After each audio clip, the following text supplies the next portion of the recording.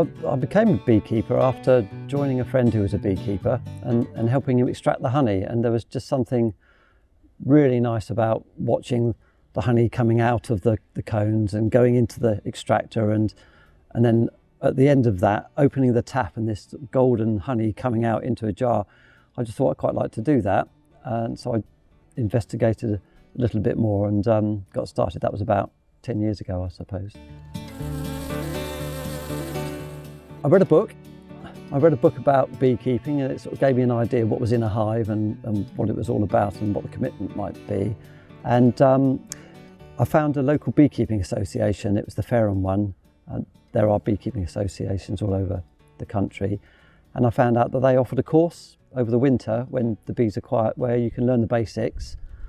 And there was a sort of like a fairly modest cost for the course, but part of that was that your name went on a list for a swarm or a colony when they show up, which they do. So I did that with my wife, and we that was it really. We were hooked. So it doesn't involve me much over the winter, other than keeping an eye on the colonies to make sure that there aren't sort of foxes or badgers having pushed it over, or woodpeckers get in them. So pest control, I guess you'd say. But in the spring, the season really kicks off, and it's a weekly inspection.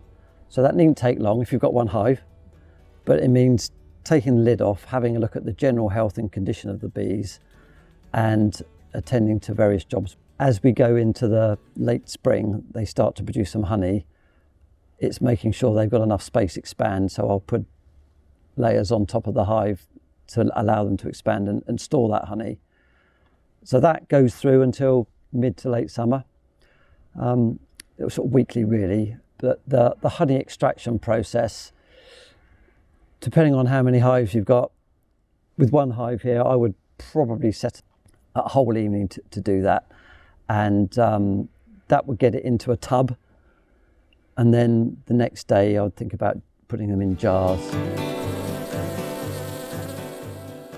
For a bee's life cycle, starting off as an egg, it just grows, but when it's hatched, it's a larvae. The larvae feed on pollen. So when you see the bees on your plants, often they're getting pollen, and that's what they feed the larvae until they've grown. And when they've reached the right size, they get sealed into a little chamber, like a chrysalis, and then they hatch as a young bee. From then on, they're being fed on nectar or honey. So the bees are also foraging for nectar, and they take the nectar, I don't know the science, but they take the nectar and they process it with an enzyme they have in their stomachs, and that produces honey, which they put in a cell. It'll be a pinhead-sized blob of honey. They keep filling up the cell with this nectar or honey, and they also fan it.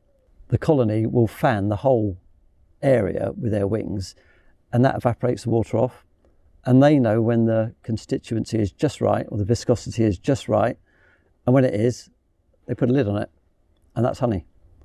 And 1,000 years later, it's still honey. It's down to numbers. If the more hives I've got, the more likely I am to get stung. I haven't been stung this year, and that's partly because I've got some bees with a very good temperament. They happen to have a good temperament. They get their temperament from the queen, because they're all sisters. All the working bees are ladies, and they're all sisters. So if she's got a good temperament, they all have. And this year I can take the lid off, and they just ignore me. But I have had some grumpy bees, and I've had to run away and had some stings. But normally, even with a bad-tempered hive, you only get stung if I'm clumsy, like I don't do my suit up properly, or perhaps leave a bit of sock showing, because they can't get through a bee suit. But yeah, I get stung most years, but you don't get stung once. If a bee stings you, the sting, not the bee, the sting that gets left in your body sends out a pheromone, which effectively tells the other bees there's a problem, go and sting there. So another bee will come along and sting right next to you, and then there's twice as much pheromone. So if you get stung, it's usually best to leave the area.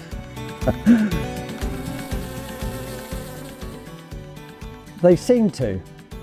I don't actually know for sure, but they seem to. They certainly go into a sort of slumbery pose at night time. If you dare to go and have a look at the hive with the torch, they're all still. All the ones on the entrance are there. I don't trust that they're asleep. If you put your finger in there, they'll come out. And actually, it's quite an interesting thing to do. If you stick your ear on the top of a hive at night time, it's humming. So there are bees awake, but they certainly rest. And in the winter, they go into, I think they call it a sort of stupor. It's almost like hibernating. They just go really, really still, and they cluster in a ball, and they take turns like the penguins at going to the outside in order to sort of like take their go at taking the cold. But I wouldn't say they sleep in the same way that humans do.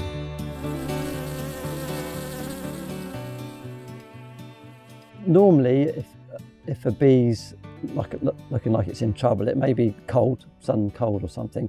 You can certainly give it a little bit of sugary water, and often that does the trick, which is very, makes you feel good. Doesn't make much of a dent on the colony, but actually it will help that bee. And you know, every bee counts really. They work so hard. Their working life is only a few weeks in the summer. So yeah, sugary water is normally quite a good idea, and keep it out of danger. You know, get a bit of paper or something and put it somewhere where it won't get trod on. That's probably the best thing you can do. Bees is a wider family, and there are thousands of different sorts of bees that they pollinate the plants. So if we don't have pollinators, we don't have plant food. So I think it was Einstein who said that, you know, if the bees go, then the humans won't be around much longer, and that's certainly true. Just to put a scale on it, a hive like this might have 50,000 bees in it, so that's 50,000 pollinators. And if we've seen a bee going from bloom to bloom, it's quite a nice thing to see. If you've been able to have a colony near you, or you're supporting a colony, you've got 50,000 pollinators in the area. And I know that the neighbours here have said, oh, your bees are all over my wisteria, which might not be my bees, but it's a nice thought. And I know that at the site where I had some other bees, there are a few plants there that just haven't got any bees on them at the moment because my bees aren't there anymore. So, so in a local setting, it's nice to think they're doing that. In a wider agricultural setting, you know, we're lost without them. I know in America, the almond industry, people ship in hives purely to pollinate the plants, not for the honey. So they're essential. As a beekeeper, I view myself as a landlord. So I give them a home, which is a hive, and some furniture, these things, and I look after them and try and keep it in a good state of repair, and I take a bit of ground rent. That's the honey. So as far as the furniture goes, I put in these frames. So this is one of the smaller ones for honey storage, but I make it up, and it's got embossed wax foundation in it. So that's a starter for them, and it sort of dictates where the frames will be built. You put that in the hive, and they will draw out wax. I don't know if you can see that. They will draw out the cells on both sides of that from that starting point.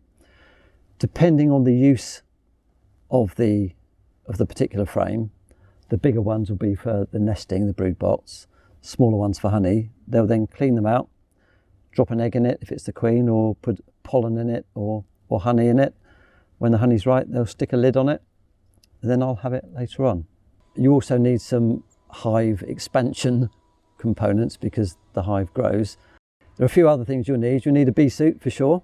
Gloves, obviously, they're quite important. This is a hive tool. There are different styles, but the bees will stick everything together. If there's a hole, they'll plug it with propolis, and they'll stick everything together. So you need to prise everything apart to inspect it. So something like this is quite useful. Sprayed yellow, because when you put it down, you can't find it. A smoker, so one of those. I use shavings, but some people use cardboard or other things. Just something that will smoulder slowly. If you've got well-behaved bees, you rarely need to use this. The colony I've got there, just ignore me, which is great. But that'll keep them a bit mild, I use one of these because it's really hard to relight your smoker with a match when you've got welding gloves on. So I don't want to muck about. And we found a brush is quite useful because when you reassemble the hive and put everything back, you don't want to squash any bees. So sometimes just gently brushing them out of the way, it's easy enough to do, especially if you've got someone else working with you. And because a dead bee is another signal for panic in the hive. So if we can avoid doing that, it's worth doing. And that's really the basics.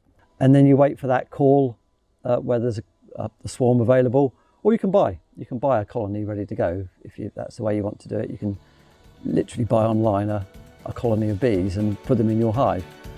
But that's it to get you started. And then, like most hobbies and activities, you find that you need a few other things. But that's not a bad start, really.